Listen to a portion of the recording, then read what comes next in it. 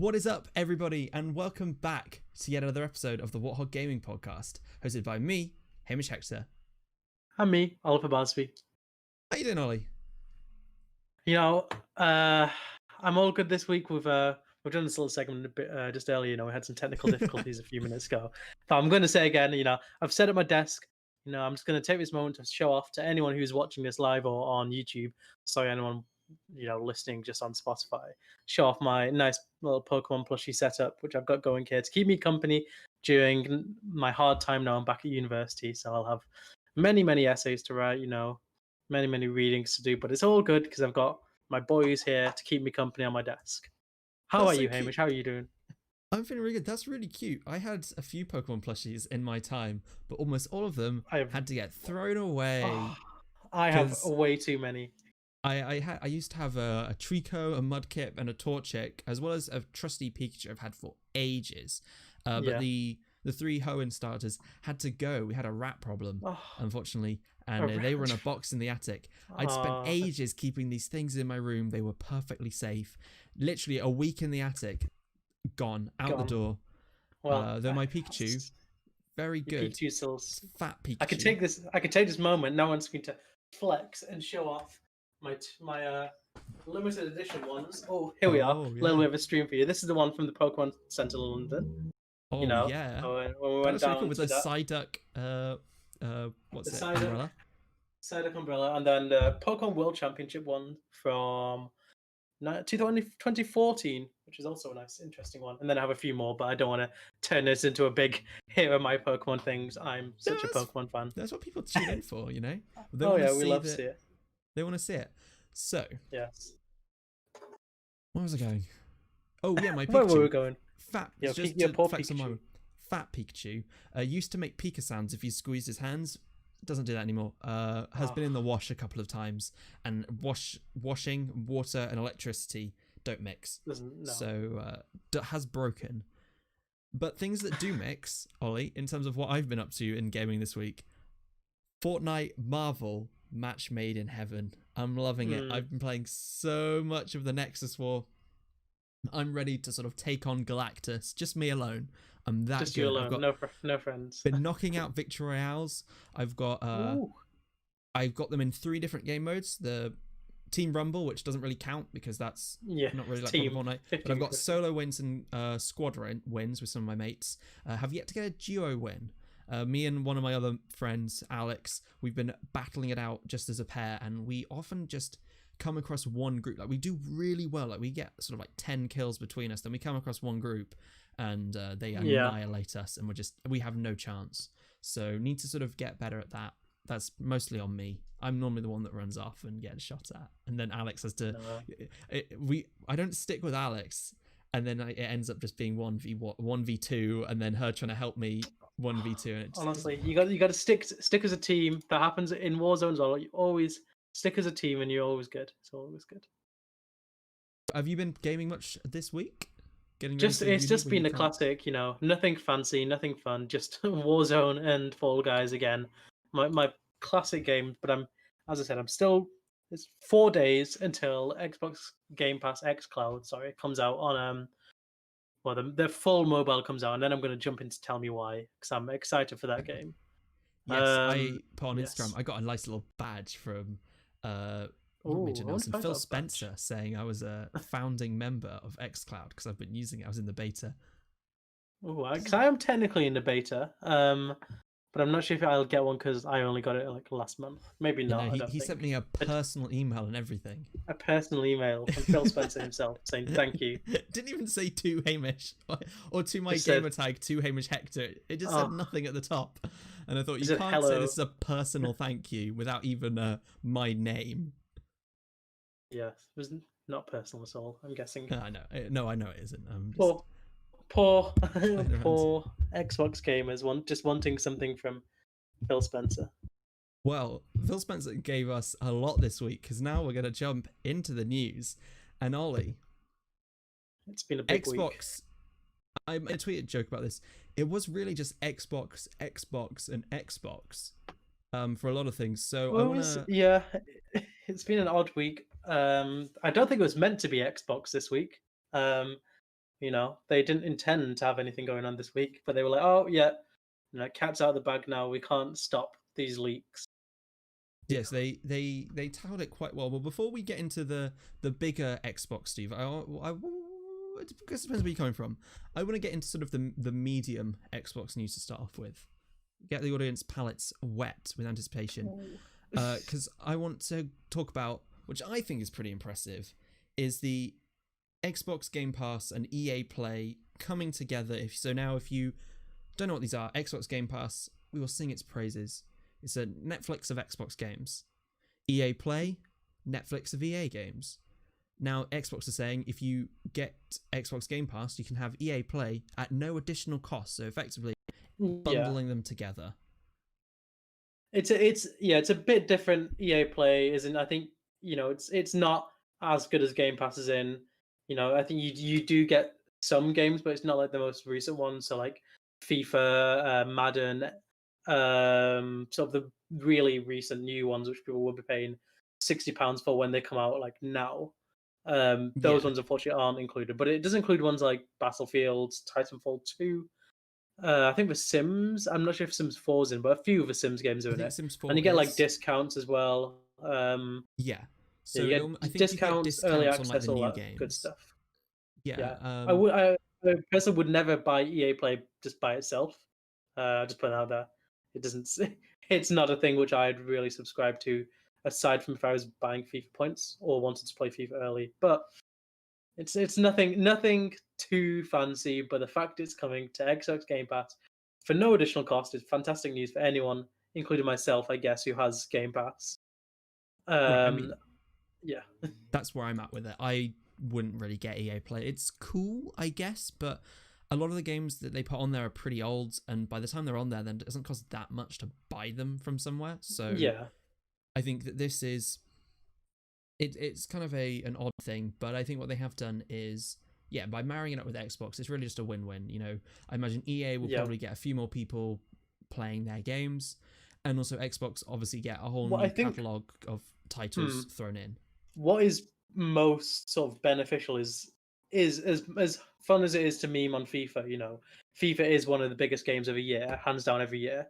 And what Xbox Game Pass what EA Play coming to Game Pass does is it kind of is an incentive for lots of these people who might not really care about the Xbox Game Pass games as much to maybe take a look at it and be like, oh, you know what, this is actually quite good, because having big discounts on FIFA points and just having early access is a huge selling point. So EA Play basically gets a spike in September and October because people just buy it to play 10 hours of early FIFA, buy it to get I think get about £5 off FIFA maybe, and then buy it as well to get 10% off FIFA points.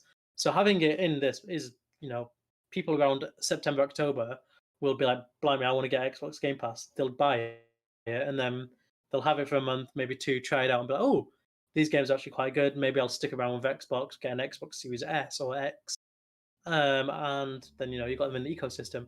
So I think it's a smart move to get a different type of gamer, which is what I think it might be doing. And I think win for us. No complaints from me. I never want to complain about free stuff. So even though I'm paying for it, but more for my money. Yeah, no, I think it's just good. Actually, one thing I did want to say is I'm looking through some of the features on the Xbox website. Podcast listeners, there will be, and YouTube listeners, if you're listening later on, there'll be links in the description down below to wherever we're getting all of our news. And talking about new games, you can get trials of some of them for up to 10 hours. So, and it's going to include games like Madden, NFL 21, and FIFA 21. So I guess there's the incentive there that you might not get the whole thing, but you can try it for 10 hours. And maybe if you play for that 10 hours, maybe you think, oh, I'll drop 60 quid on it, or however much it will cost. Yeah, exactly. It's the ones like FIFA and Madden. I think that 10 hours as well includes 10 hours of early access. I think that's what FIFA generally does. They go, oh yeah, you can have 10 hours before the game comes out, which is often quite what we do. And then I'm trying to get our next story up on Engadget. We'll see if it loads. There we go. This is by Chris Holt announcing, one of the people announcing our next story, which is that Apple have kind of been given the green light to Stadia and xCloud to have their streaming service games on the platform. Obviously, it's carrying on from the big Xbox Game Pass Ultimate news, and the website has crashed again. But I vaguely remember what happened before in the story when I was reading it before we went live. It seems to be again the idea that they really wanted to have some control over what the games were. So I think what they're doing is they can be done through the system of Xbox Game Pass or Stadia, but those individual games will have to have an App Store page. So you have to download them through the App Store or have an app for them and through the App Store. It's a bit weird because you don't download the games on xCloud or Stadia. But for iOS users that were going to be missing out, it's going to be better than nothing. Because I don't know. I know that it seems it's still a bit murky, but it seems that they must. So every single game every game has to be its own app on the App Store. Is essentially what it boils down to, which I don't think Xbox or Microsoft or Google will really go for. You'll have to have every single app as do you want to play Fable when it comes? Well, bad example. Halo Master Chief Collection. Do you want to play this? Download the app. Do you want to play this? Download the app. I think that kind of goes against the whole what Xbox Game Pass is about, and it would definitely confuse lots of. It would definitely confuse lots of people. It'd be like, what is this? Maybe it could be like we'll add like 1 or 2 games onto the Xbox Store, onto the Apple Store, just to give people a bit of something. But I think ultimately they're just going to hold out now. I think they're like, nope, either we're going to have it like this, or it's not going to go on at all, and your sort of consumers are going to get annoyed, and maybe antitrust laws come into play. Yeah, well, because there might be 2 things they're waiting, because obviously Apple wants to do their own streaming platform. They've sort of talked about. So I guess if they're showing some kind of preferential treatment for that, then maybe Xbox and Stadia could come in and be like, hey, it's not cool that you've got 2 different rules for your thing and our thing. And then also they might be looking in a kind of way to what Epic's doing, because Epic are obviously trying to doing their lawsuit against Apple. And one thing I didn't realize when we were talking about it last week, in their lawsuit they talk about the fact they want to put a Epic Game Store or an Epic App Store onto iOS phones if they can. So sort of potentially if they are allowed to do that, then Xbox, xCloud and Stadia might have sort of that little bit of legal wiggle room to be like, well, they're allowed this kind of store, why aren't we allowed our kind of store thing? And maybe it'll work out like that. So probably a wait and see job. Yeah, lots of it is, we'll see. I'm staying pessimistic with Apple. They do like their walled garden approach of, you're only. I still find it a bit silly. Microsoft's games are pretty safe in my opinion. You're not going to get any viruses from Xbox, I'm sure, but it's just their platform. We'll see what happens with this story. I think I'm just going to have to remain pessimistic, but it doesn't matter as much for me because I've got my Samsung phone, so it's all good for me. Exactly. I've got my Pixel, so I'm all good too. Though if you wanted to play Xbox games on an Xbox, the final of our trilogy of Xbox news stories today is going to really excite you because, yes, as we alluded to, after a few leaks regarding the Xbox Series S, at least its design being leaked and its price may be about to enter the market as well, Xbox just came out in front of it. I think it came out a week or 2 early. They put in a post. I think Phil Spencer said a week. Yes, we've got all the details now on its release date and its pre-order date and also the prices. So for us UK gamers, it's going to be the Xbox Series X is going to come in at £449, which I've got to say, cheaper than I expected. 449. It's And the Series S coming in at £249. Both consoles will launch on November 10th, and you can pre-order from September 22nd. Yeah, it's a good price point. I think about £50 less than I expected them to be, which is always good for consumers. I thought it'd be £499 for the Xbox Series X. It'd be interesting to see. I know we're talking about the Xbox, whether a PlayStation undercuts it or matches the price point, because I'm not sure. I think they'll probably match the Series X now. But yeah, we had a bunch of Xbox information. Pre-orders open on September the 22nd.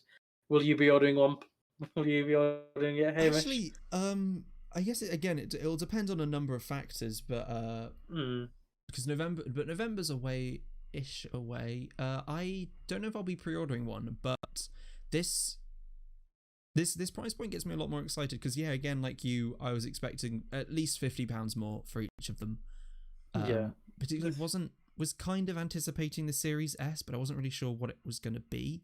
I still want to see a few more details on how it compares to the Series X. I mean, it's been rumored for months. There was when it was Project Lockhart is how it was known. It was it was seen all the time next to Project Anaconda, which was the Xbox Series X. Everyone was saying, "Oh, it's going to be the Xbox One S, but with the new one." And there's there's leaks of controllers, leaks in reference to manuals. Everyone knew this was coming. It's not too much of a surprise. I don't think many people were like, "Oh my god, a new Xbox." In that sense, I think the design shocked quite a lot of people.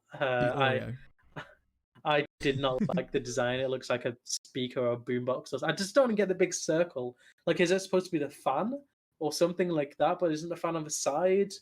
I'm just so confused. I think it just looks silly. It should be a cube rather than, they sliced it in half vertically rather than horizontally. Yeah, that's what I think. A little box that would be so cute. I would have definitely got that. A little box the size of, I don't know. Yeah, but it doesn't work like that. Nice. Yeah, but hardware doesn't work like that, I guess, does it? No, I think I'm one of the few people that actually thinks the design looks kind of cute. I know it looks odd, but there's sort of This might be me again. This might be my Xbox coming through, but you can see my green border if you're watching on video. But I think in the way that the PlayStation 5 looks kind of like a bit too silly. The sort of I feel like the Series S is still silly looking, but it feels a bit more normal-ish, kind of. I think it just all depends on your sideways. I can hide it a bit more easily, whereas the PS5 you gotta put that proudly standing on display. You can turn it. You can turn it on its side as well. Luckily, which I will do because I never like standing consoles up like that because they would just fall and bang, and I'd be like, "There goes so much money." But I think I think I said to you earlier this week, didn't I? I do like the Xbox Series X's design. It just looks sleek to me. I think I'm like a minimalist when it comes to console design. It's just a box. That's all it needs to be. I can chuck this box on my desk and it's there. It's nothing fancy. It's no bells and whistles on it.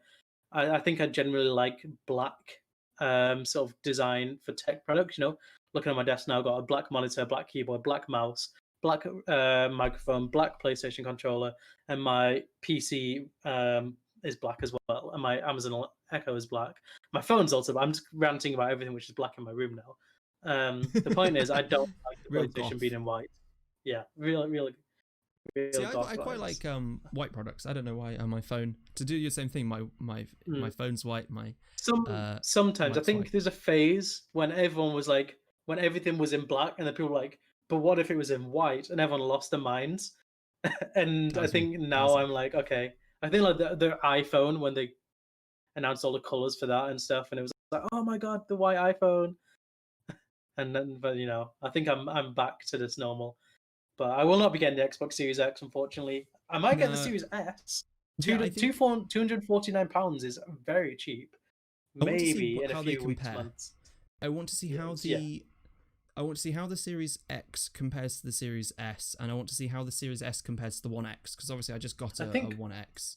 Yeah, I think from what's been released, the Xbox Series S has, well, obviously it's not got a disc drive, and it's less powerful than the Xbox Series X, but because it has all the same internal architecture, it can still run in like 4K, high FPS, and make use of lots of the features only next-gen consoles cannot use. Compared to Xbox One X, I think it's less powerful in terms of raw power, I think, like teraflop-wise. I don't really particularly understand everything about it, but it's less powerful in those senses. But in terms of internal structure, I think it's better. That is what it seems at the moment. But for now, I think the Xbox One X will be fine. There's not really going to be that much. That's where I'm at for with a few years. I think it was just good to finally get it. I think they've to jump back a minute to where you were talking about PlayStation as well, because I think that with where it's priced at, I think PlayStation are going to really struggle to undercut this. I mean, maybe they will, but I think that for me at least, the only way they could the only way they could really undercut this would be with their two versions, because they've announced a disc drive and a discless one, would be to have £50 less on each console, because I think but I don't think that's possible, because the £399 for the PS5 I will not believe is attainable. It would be insane. That would be insane. But I don't think it will be the same price. And then the same price. If it was, and then the discless one, from what I've seen, I don't think that it. Maybe that could be £50 less, but I don't think they've really highlighted that it's quite a Series S equivalent. I thought it was more. No, it's the PlayStation 5, just no disc drive. Yeah, it's just without a disc. Don't think that's really going to compete with the Series S, because I guess the advantage of the S is that it's kind of similar. It has some of the internal similarities, but it's just way cheaper than everything else on the market right now. So they're kind of going at both ends. Here's the best thing. I think if you want a PlayStation, but you don't want to spend that much money, you'll get the PlayStation Digital. I think the Xbox Series S has like a role other than that, whereas like you just want any next gen console, you don't care which one, but you just want one. You would probably get the Xbox Series S if you can't afford anything else. But the PS5 Digital Edition, I think it'll be 50, maybe even £100 less than the PS5. So it could be £349.99. I probably think it'll be £399. And then just the PS5 $449.99, which is a fair price, especially because PlayStation, in my opinion, they don't really need to undercut the Xbox. If they just match the price, they'd be like, look, this is the same price as this. Look at these games. Look at our past. Make your own decision, and people will. Yeah. Which is ultimately, the ball is in. Well, all the power at the moment is in Sony's hands still, unfortunately, in terms of which consoles are going to be sold more. I think estimates put it there's going to be 2 PS5 sold for every Xbox at the moment, and but we'll just have to wait and see. PlayStation need to reveal some stuff soon, Yeah. I'm dying over here waiting.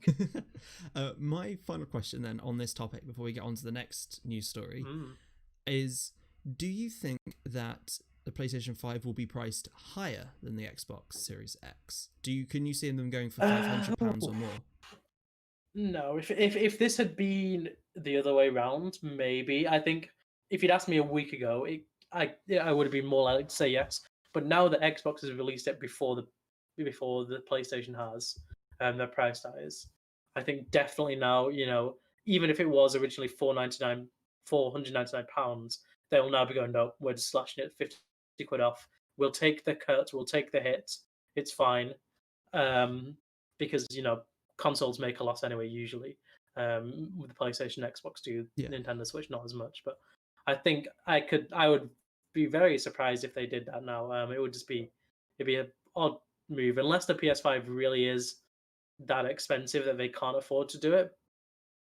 Depends what they're doing. But I think same price is probably the best, the smartest move, and I think the one which they will probably make. Yeah, I can see that happening. We'll have to wait and see. And then our next news story is one that you put forward, Ollie, so maybe you'd be better about talking about it.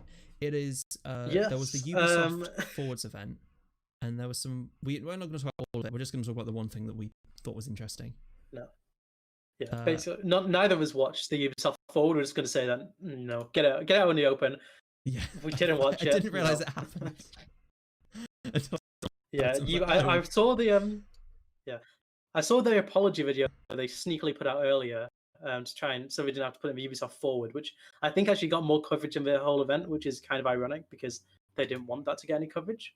What was that apology video? But yeah, the one bit which it was basically for the sort of misconduct accusations. It was the CEO coming out and being like, "Sorry, we didn't know. Here's what we're doing." But it wasn't placed at the front. It wasn't like in the event. They just released it on Twitter. like a few hours before, saying, "Oh, before the event, here's this video."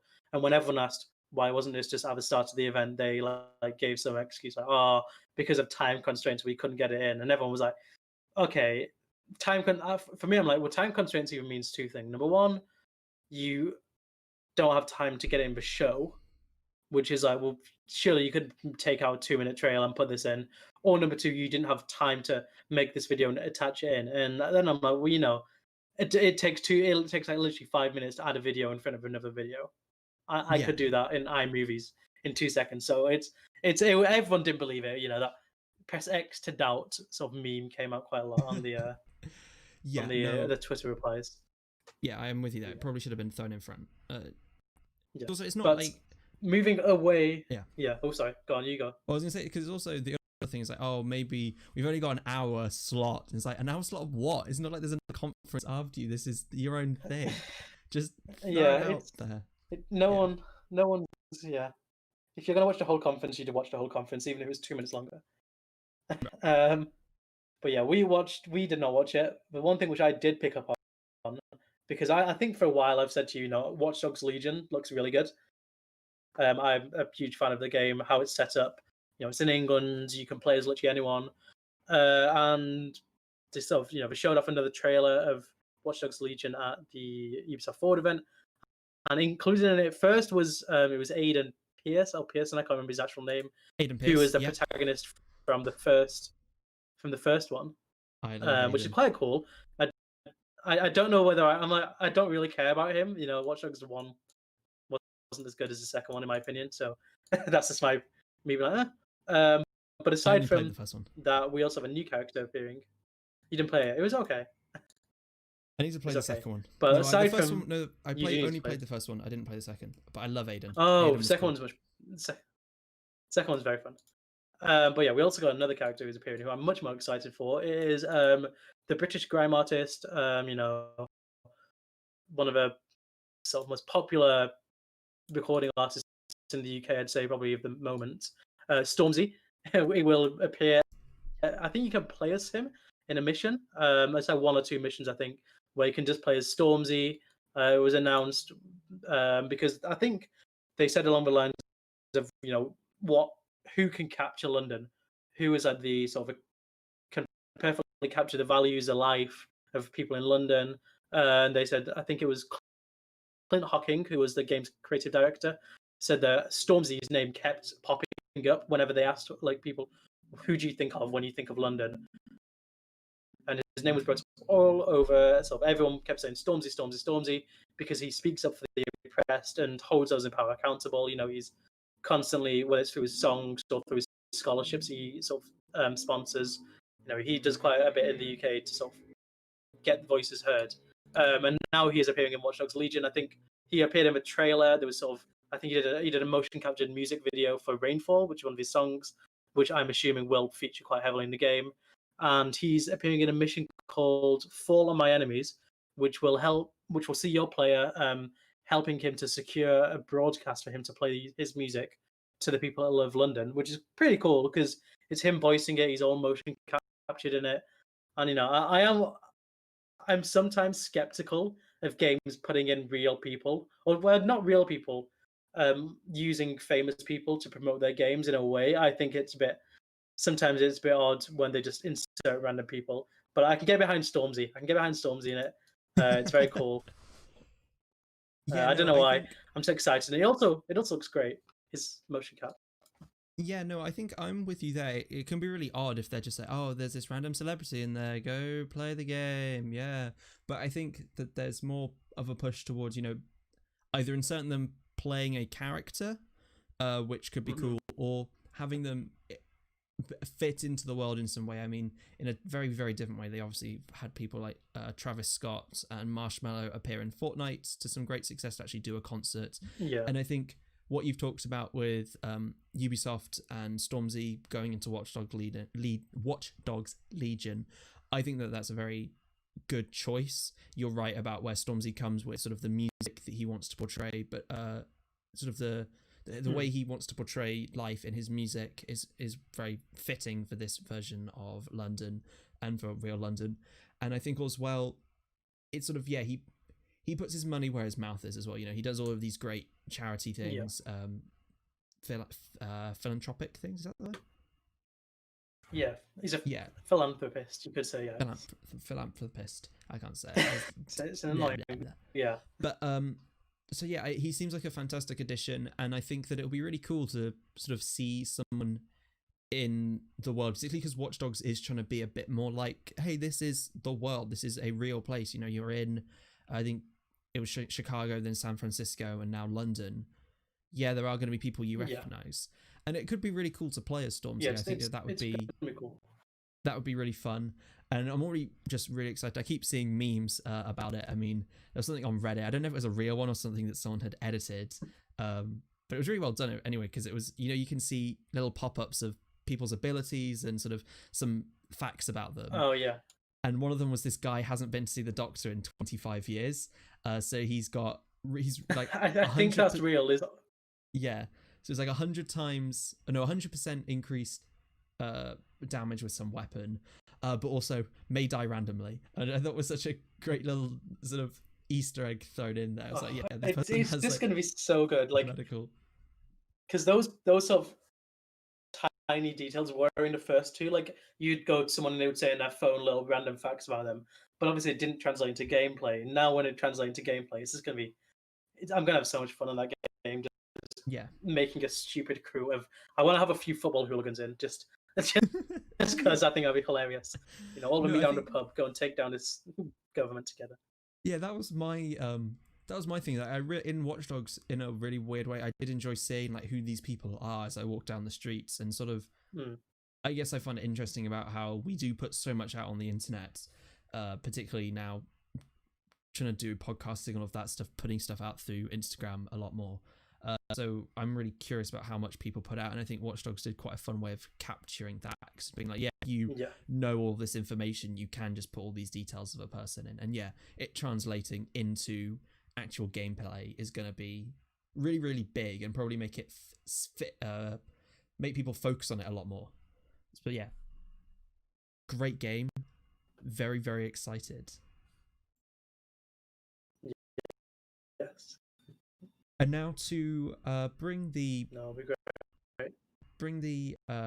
sort of tone of the show down a little bit with our final down a bit. Yeah, we have an article from Kotaku UK, not the last, but one of the bigger ones from the past week, being "Thank You Kotaku UK" by Stephen Totilo, sort of their big editor-in-chief of that. And it's sort of, sorry, he's not the editor-in-chief. Yeah, Rich Stanton is the editor-in-chief. Oh no, because Stephen Totilo, I think you're reading this on Kotaku.com, because the Kotaku UK store has already. Oh, it's already down. That's why. Okay, I was so confused because I thought this guy's the editor-in-chief. That's why you can't see it. Yeah.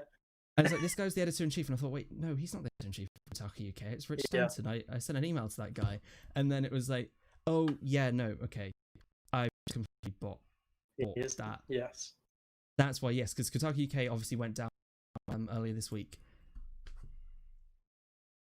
So that's the news. Kotaku UK, the sort of UK version of the big Kotaku site, you know, one of the most prominent games journalists, sort of games reporting sites in the world.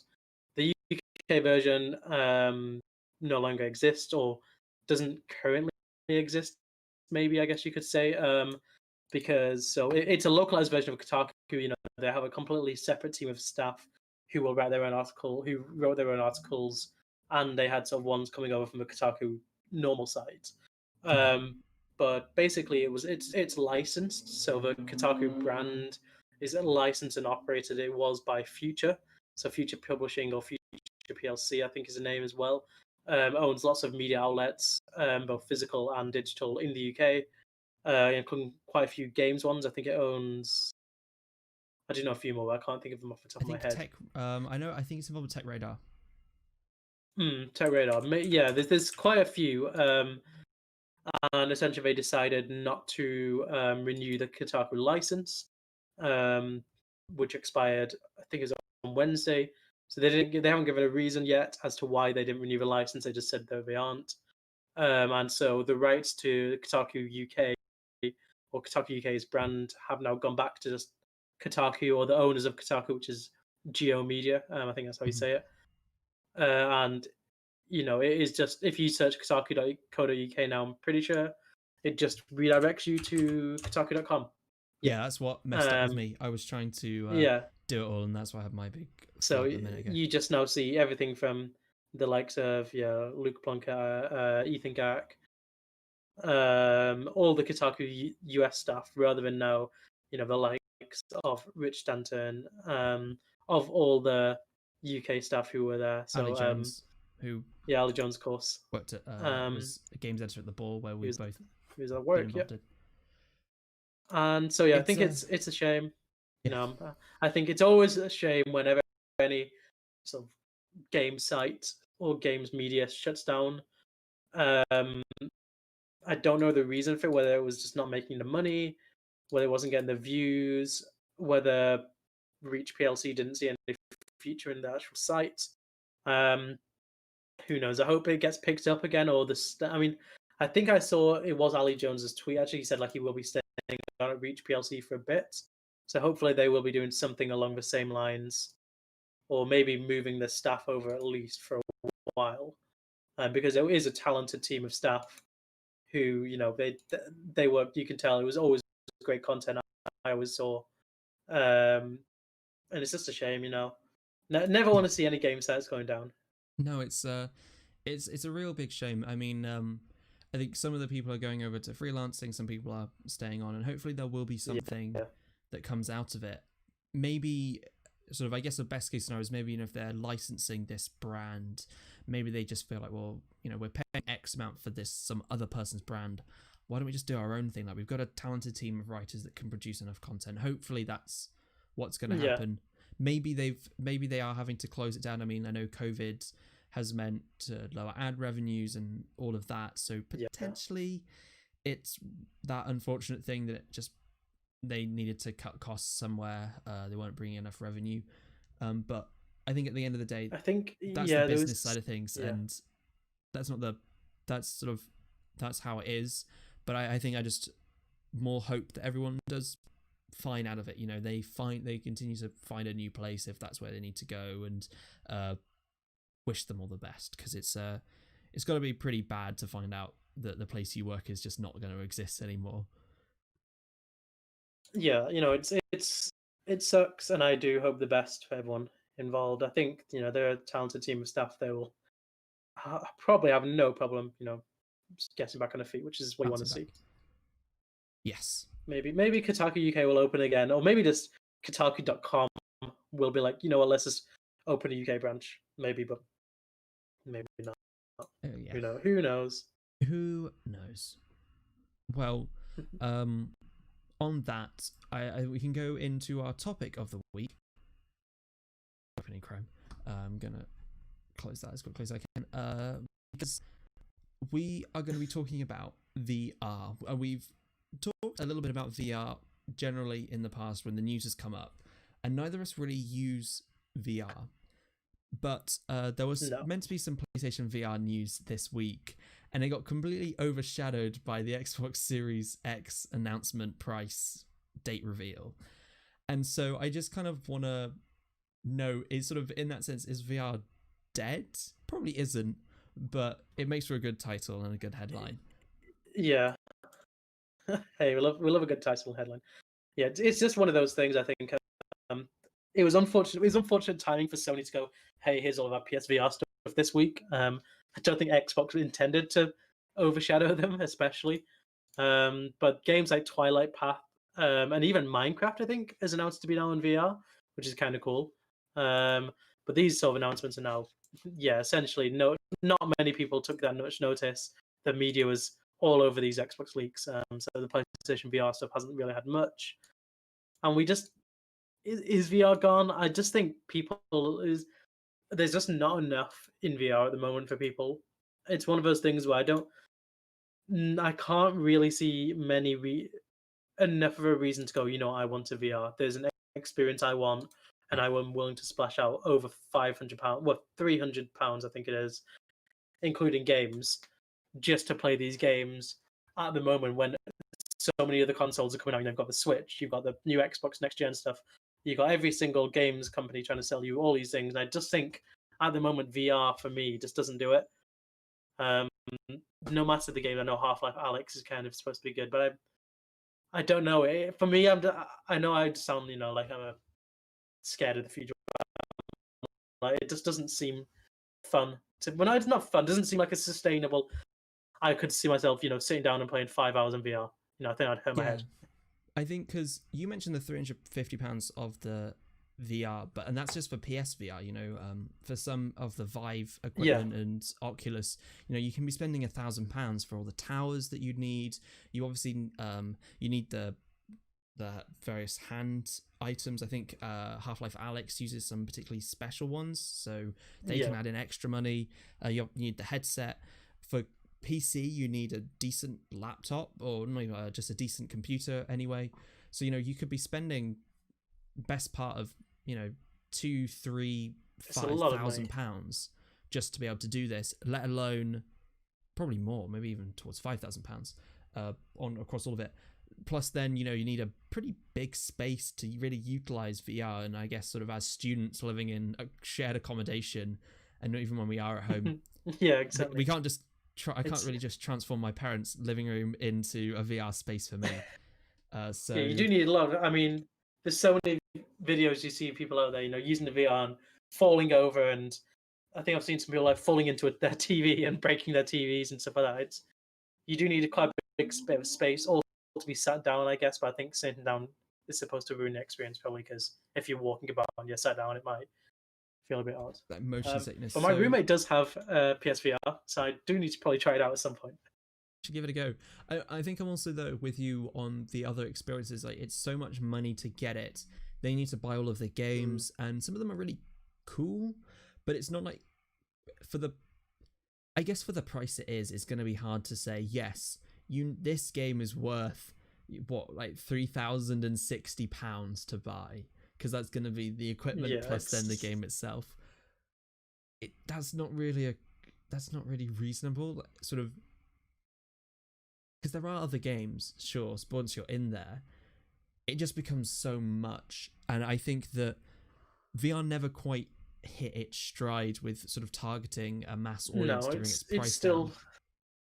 It's still at like the niche stage, and I think in a way maybe it's decided that's where it wants to stay for a bit, because why would they sell a £250 headset that doesn't really work, doesn't really do anything, when they can sell an £1,000 headset with all the bells and whistles, and some people will buy it and they'll want to do it, and they're the early adopters, but they can be in there, they can be loving it, enjoying it, and sort of maybe over time it will come down, particularly as computer prices do decrease. I think you can pick up a VR ready computer for under £1,000 now, which is better than it was a couple of years ago. So I think the thing is going to have to be, it's a long way off from this, but I think VR to be mass market would have to be under £500 for everything, for the computer and the headset, or whatever's doing the computing power in the headset. That's where it starts to become reasonable. What has also put quite a lot of people off is that the first big VR thing was the Oculus Rift. So I think it was on Kickstarter, and earned millions, only to then be bought by Facebook.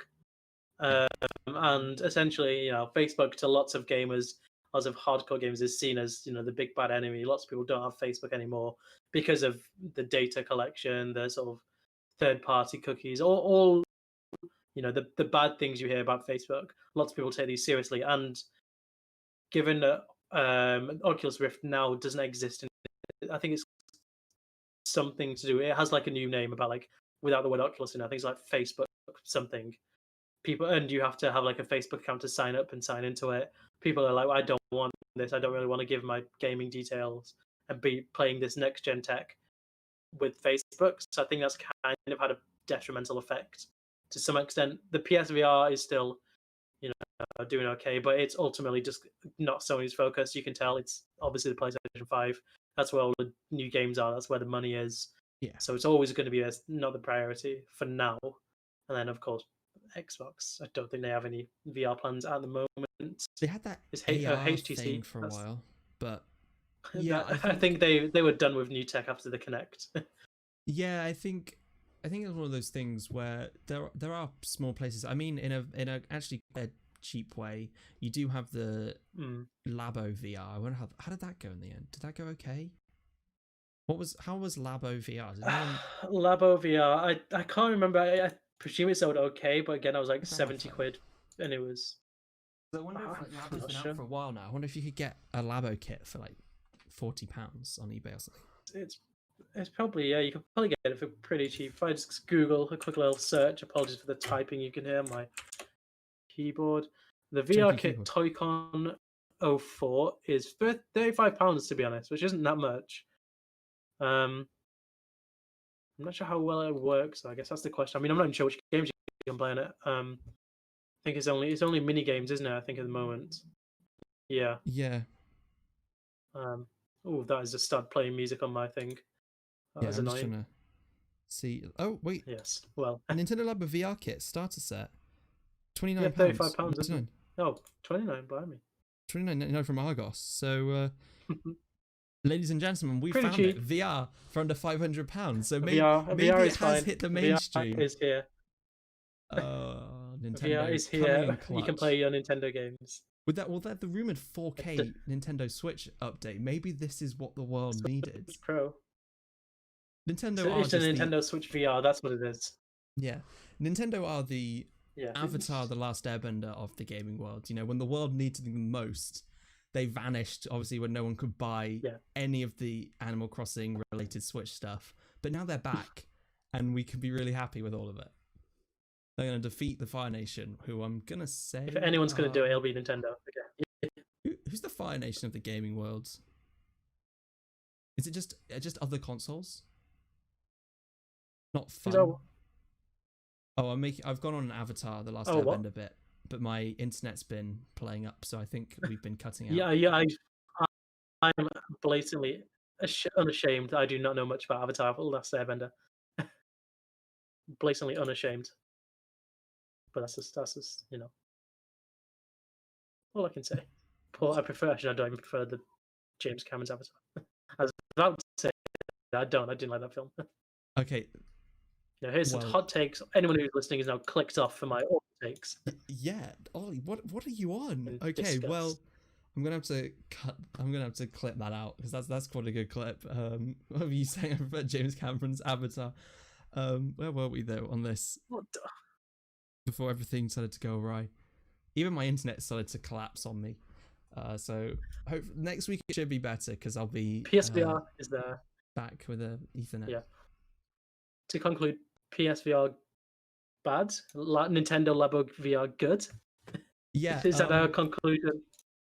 I think so. I think it's maybe not so much that PSVR is bad, but I think that I think this week has sort of shown that people aren't super interested in VR. I think people are interested in VR, but it feels like it's a bit too unattainable for people to be actively going out and buying it. Yeah, it's a sideshow at the moment. It sounds bad not to disrespect people who like it and the people who develop games for it, but big companies at the moment, it's not being marketed as this is the game, how we will play games in the future. It's no one really of the big companies said, "Oh, we're going to phase out games consoles and we're just going to make games in VR in 5-10 years time." So I don't think there's an urgency among players or anyone to jump on the VR train. They're like, "Oh, if something good comes out, maybe I'll get it. If the price comes down, maybe I'll get it." But those maybes just keep stacking and stacking up, and as more games for the official normal consoles come out, people are less and less likely to go, "Oh yeah, I'll get PSVR." Oh well, PSVR or PS5. I'll go for the PS5. Do I get a new VR from Facebook or the Nintendo Switch? Yeah, I'll go for the Switch. It has more games I want to play. Yeah, for the price of the VR, you can get a Nintendo Switch. You could get an Xbox Series S and some games. You could get so many different things, and I think that it's not quite worth what it is to some people, and I think that it's been painfully clear this week because there was PSVR news and no one cared.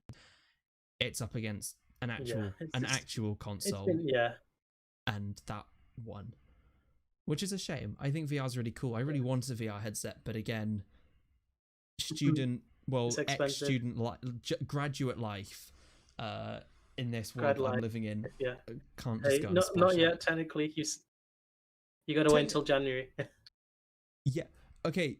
To jump off this now that we're sort of, I think, done, I want to say that University of Warwick, they did me really good. They gave me a whole undergraduate degree, and that was fantastic. And they gave me a whole master's degree. But I found out that my graduation is going to happen. It's not going to happen, basically. I'm going to just get a certificate emailed, not emailed, sent in a letter to me. I found out that information, from Warwick themselves. I found out from the Raw, which is the radio stations at Warwick. I found out from the Raw Instagram page. They had a picture up of the news, and I checked my Warwick emails. Nothing from Warwick. I can't even really find it on the Warwick website. It's just saying, "Yep, if you want to graduate in January, nah, that's not going to happen. You're going to just get sent a letter in the post saying you did it. No big ceremony for you." Will they not even have a ceremony later? I don't think so. Not from what I can remember.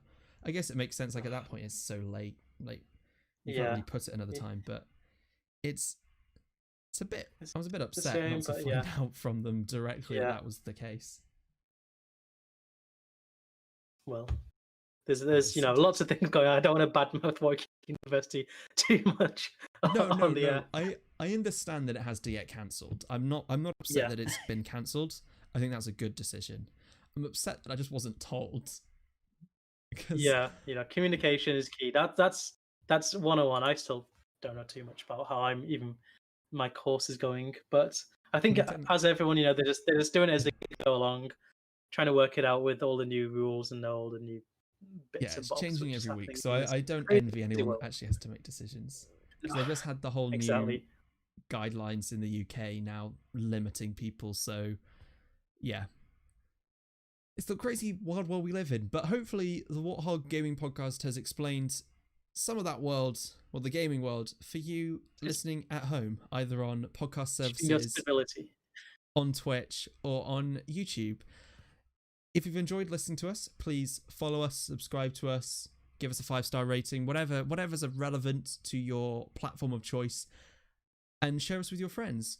I think in the podcast version, I have been able to work out to put the theme tune in. So if you really like that, then you can find music.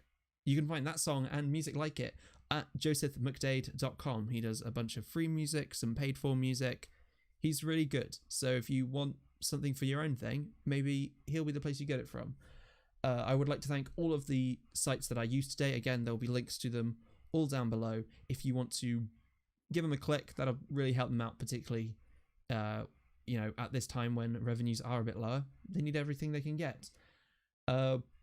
Quick announcement, as for anyone that's stuck around, we're going to start streaming the podcast on Thursday. We'll miss out on Friday news, but for a bunch of reasons, Thursdays are going to become a bit more convenient for us to stream, in particular as uni lifestyle kicks back in. Whilst there might not be any parties, gatherings like to happen on Fridays, so COVID safe gatherings will be occurring. Only six maximum from social distance. But if it's going to happen, it'll probably happen on a Friday, so we can move off those. And Thursdays are easier for everybody. I think that's everything. Exactly. And all of our listeners will be, they might, if you're out on a Friday night, like, damn, I wish I was listening to the Warthog, you'll be able to do it on a Thursday night now instead. Yeah, and it'll still be going out on Friday, sort of on demand. So that'll be great. Exactly. So if you were listening to us on a Saturday, you'll get a whole day early. Really, it's all just a positive. Exactly. We're done. It's a goodbye from me. It's goodbye from me. Bye. Bye.